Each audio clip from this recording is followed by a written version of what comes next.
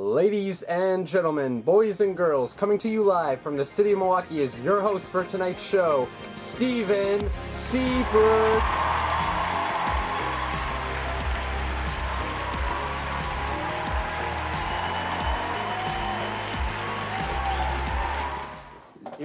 Say welcome everyone to the Brew and Six Show, the show where you don't have to be a Bucks fan, but it does help. I'm your host, Steven. Bucks going to repeat as back-to-back champions this year, Seabrook. And tonight, we have a very exciting show featuring three very special guests who all played on your Milwaukee Bucks. Before we begin the show tonight, how y'all doing tonight? Yeah? Alright, I like it. For those who were here in Milwaukee on July 21st last year, can anyone tell me what happened on that day? Anyone? The Bucks Championship Parade. Correct, Chris, and it is my pleasure tonight to say that we have the MVP of the 2021 NBA Finals here in the house tonight. Yes. However, we're going to have to wait a little bit until we can invite him up here onto the stage with us. But in the meantime, I wanted to bring in two other very well-known superstars who played on the Bucks. That's right, folks. We're going to be diving into the history of the Milwaukee Bucks, interviewing each guest's time on the team, impact the city and team has had on them, and how they're holding up now. That's right, folks. Without further ado, it is my absolute pleasure to bring this guest onto the show, who you all know as the 1971 NBA Finals MVP on your Milwaukee Bucks. Give it up for number 33, Kareem-Abdul.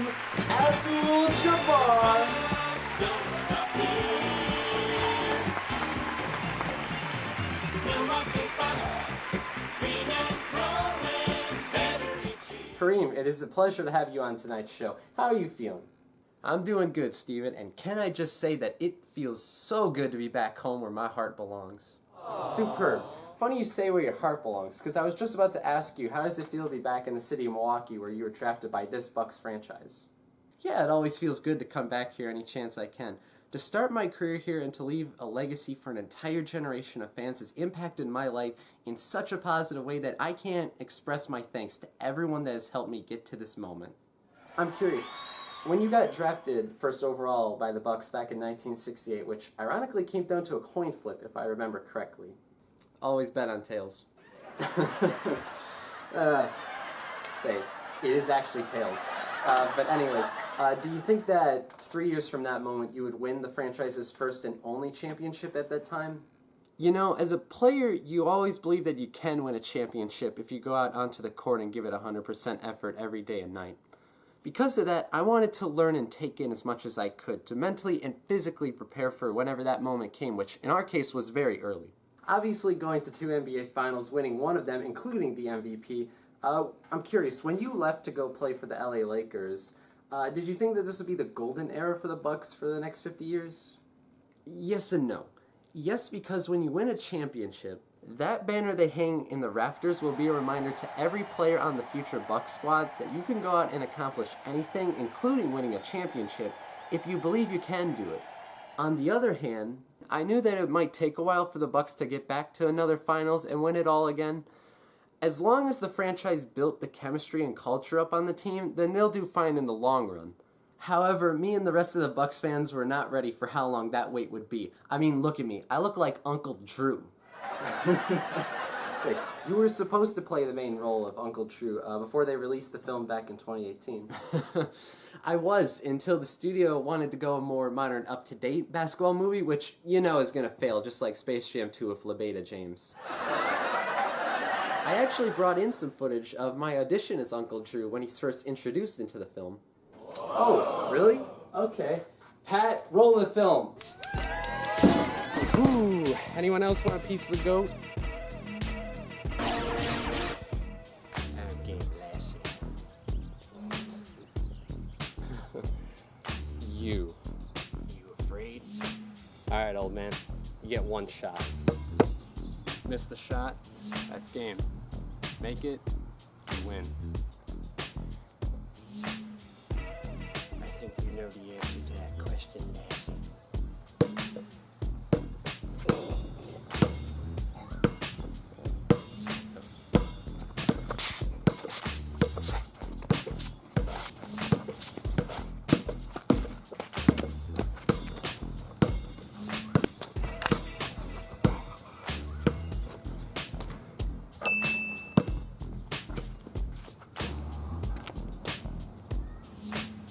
tell fuck me. Game over. Ladies and gentlemen, give it up for Mr. Kareem-Abdul. Don't go anywhere though, because we got Bucks and Six creator Brandon Jennings coming up right after the break.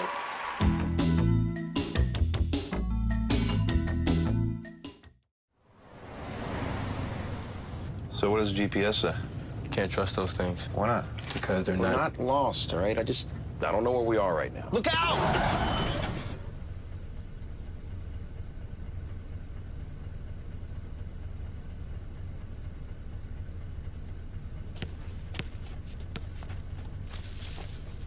That was awesome. You should see his halftime show. ESPN, your NBA destination for games Wednesdays and Fridays.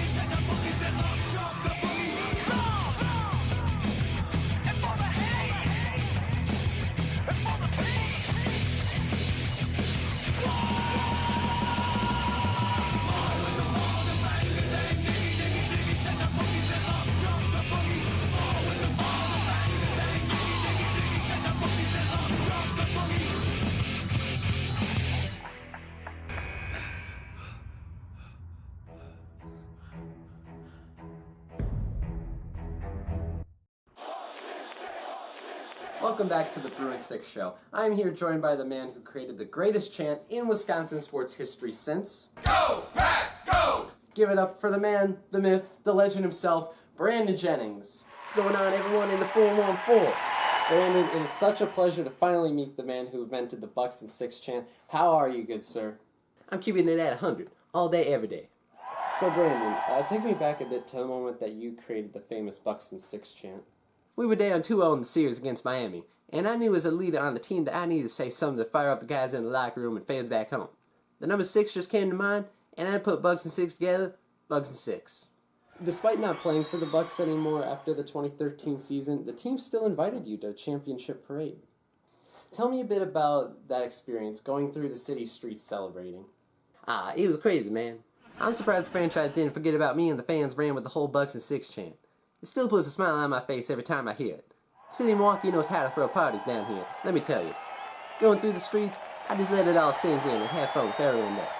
So seeing as how many people at the time found the Bucks and Six statement to be a little bit cocky, do you think leaders on a team should consider being cocky in moments of defeat, even though it'll make them sound delusional in the process?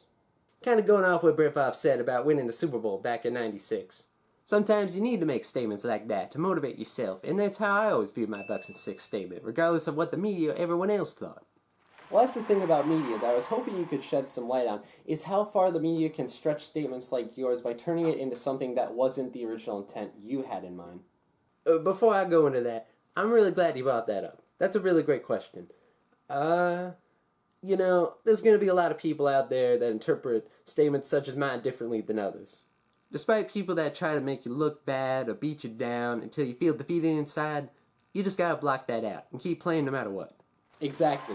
Well said, Brandon. Before we go to break and sit down with our final guest, do you think that you'll be attending more Bucks playoff games in the future, leading the Bucks and Six chant? Does this answer your question? Yes, it does, Brandon. We'll be back shortly to sit down with the Greek Freak himself right after the break.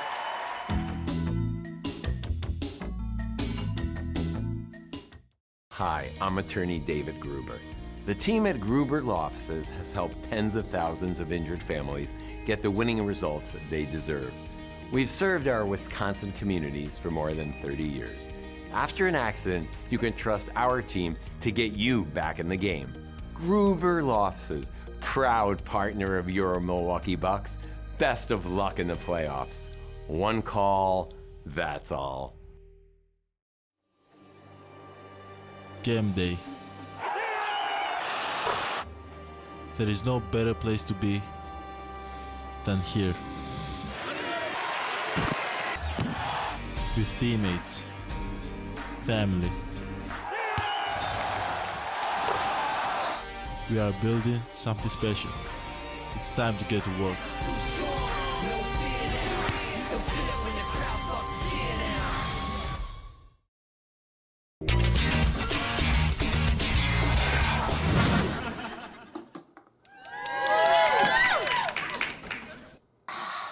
Nothing like drinking the tears of Bulls fans everywhere after winning it all last season.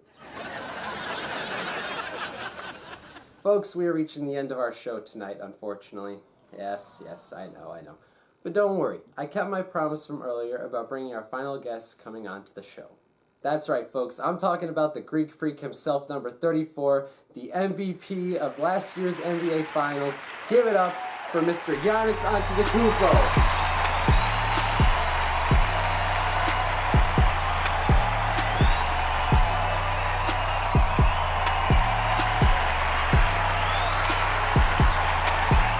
Giannis, it is such a pleasure to finally have you here onto the show, and can I just say that I have never felt shorter in my life up until you walked in this very room. I actually have stilts on. That's how I'm able to post a dunk on everyone else in the league. Say, I might need a ladder just so I have a chance of stopping you at the rim. But anyways, MVP, huh? Fulfilling your promise to bring a title back here to the city of Milwaukee. Is that weight finally lifted from your shoulders, or is it still there after every season? Some of it is. Every season you enter, there's always going to be problems and weight put on your shoulders, so you just have to be mentally and physically prepared to take it head on.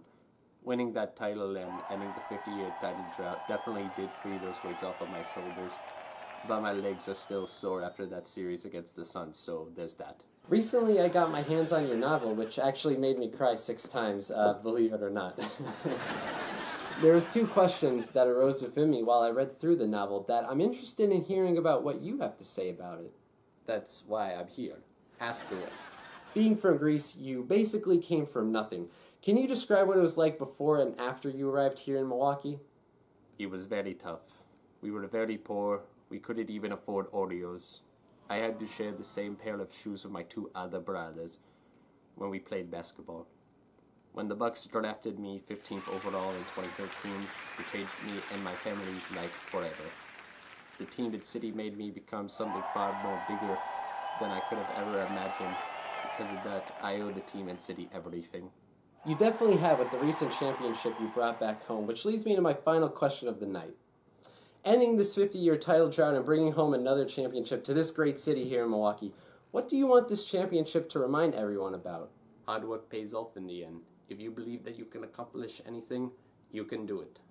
Well, Giannis, you definitely have inspired an entire generation, and I, along with everyone here in Milwaukee, wish you the best of luck moving forward. Thank you all so much for being here and watching back at home. I wish you all a good rest of your night. I'm Steven Stephen, and as always, Bucks in 6.